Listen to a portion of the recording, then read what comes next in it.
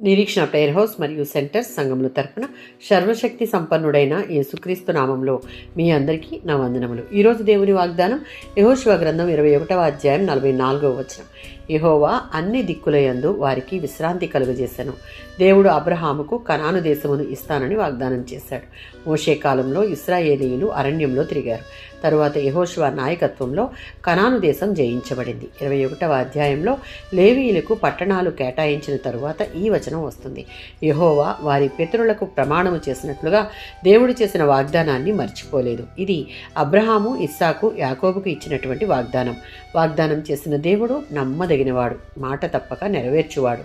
అన్ని దిక్కులయందు విశ్రాంతి కలుగజేసును అనున్నది యుద్ధాల తర్వాత వచ్చిన శాంతి, భౌతికంగా శత్రువుల నుండి విశ్రాంతి మరియు ఆత్మీయంగా దేవుని రక్షణలో విశ్వాసముతో నిండినటువంటి విశ్రాంతి అని అర్థం.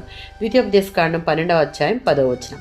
మీ శత్రువుల నుండి విశ్రాంతి కలుగును అనున్నది దేవుని పిల్లలైన వారందరికీ దేవుడిచ్చే విశ్రాంతి. దేవుని సహాయం వల్ల వారికి ఎదురయ్యే శత్రువులు ఎంత బలవంతులైనా వారు ఓడిపోయారు. అది వారి యొక్క బలం కాదు, దేవుని యొక్క బలం మనం గుర్తించాలి. యెహోషువ గ్రంథం 1వ అధ్యాయం 5వ వచనం.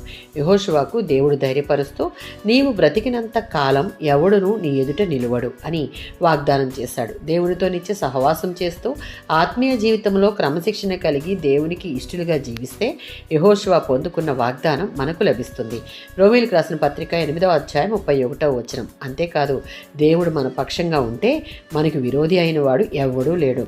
మనకు విరోధంగా రూపించబడిన ఏ ఆయుధం కూడా వర్ధిల్లదు అని వాగ్దానం చేస్తూ ఉన్నాడు. ఈ నమ్మదగిన దేవుడు మనం ఎదుర్కొనే అన్ని పరిస్థితుల్లో విజయం ఇచ్చి అన్ని వైపుల నుండి విశ్రాంతినిస్తాడు. ఆమేన్.